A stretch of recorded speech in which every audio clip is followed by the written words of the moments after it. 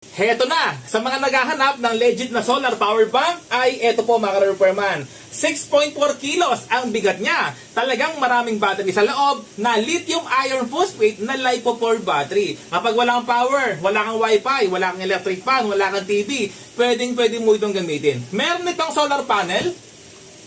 Ang laki mga ka-repairman, no? Tapos, ito yung kanyang wire na ilalagay mo lang dito, plug and play lang at kusa ng kakarga ang inyong power station. O paano paggabi?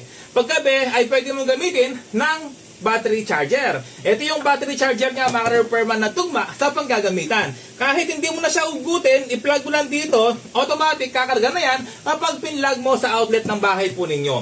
Maganda kung meron kayong gamit na ganito pang backup na power. Alam nyo kung bakit. Kasi nga, kapag gabi, walang power, sobrang dilim, brownout, wala kang wifi, di ba? Hindi lang yun mga repairman ng wifi ang problema. Lobat ng cellphone mo, saka kukuha ng power source. Di ba dito?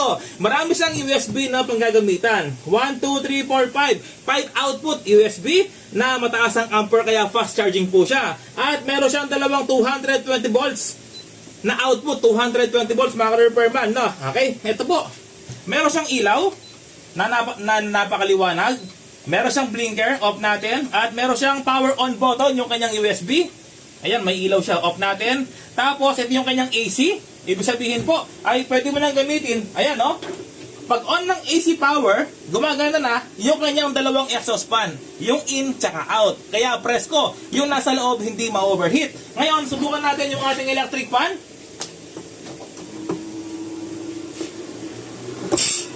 Oh, mga ka-repairman, gumagana yung electric fan natin.